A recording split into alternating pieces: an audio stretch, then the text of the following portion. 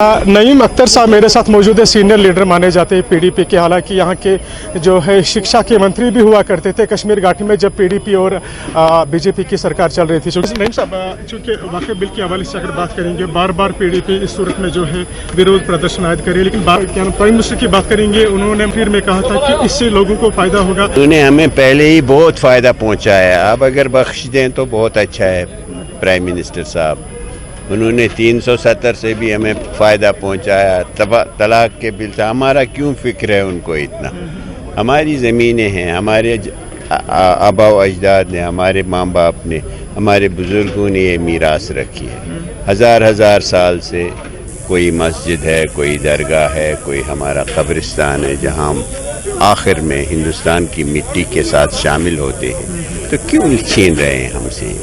तो इस और अगर दूसरे, तो सब बहुत लोग कह रहे हैं कि अगर बाकी मजहबों में आपने ऐसा कोई कानून नहीं लाया कि हिंदू की दरगाह का जो श्राइन है, जो टेंपल है, उसमें कोई मुसलमान या सिख या जैन नहीं आ सकता है, तो ये क्यों मुसलमानों के ऊपर ही ये तोक लगाया हुआ आपने सेक्युलरिज्म का? उनकी घर सबसे ज़्यादा हुकूमत में, उनकी हुकूमत में हो रहा है, नहीं हो रहा है। नहीं कि आप सुप्रीम कोर्ट जा रहे हो, तो क्या आप उसका मतलब ये नहीं है कि आप अगर किसी आपके सर में दर्द है तो आप सर को ही काट डालें, ऐसा तो नहीं है।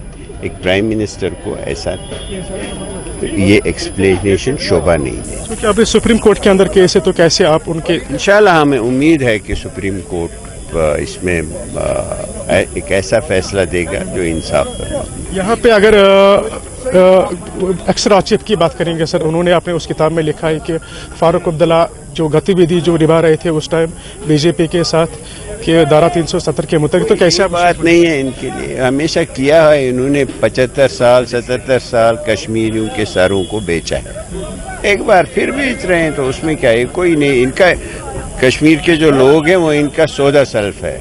जैसे दुकानदार का होता है ना मर्केंडाइज, जो सौदा सल्फ उसके पास होता है वो बेचता है, उसमें नफा करता है। इनके पास कश्मीरी लोगों की गर्दनें, उनके सर, उनके वोट, उनकी जायदाद, वही ये बेच के अपनी रोटी सेंकते हैं। क्योंकि फारूक अब्दुल्ला साहब इन क्लेम्स को जो है वो नजरअंदाज कर रहे हैं, कह रहा है इस पर बेबुनियाद है मेरे ऊपर ऐसे। फारूक अब्दुल्ला साहब मेरे हिसाब से खुश होंगे इस पे, कि दिल्ली वाले खुश हो जाएंगे इससे, ये जो इन्होंने दुलत साहब ने बात की है। बाकी कश्मीरी तो बेचारे हम सीधे साधे लोग हैं, देते रहते इनको वोट।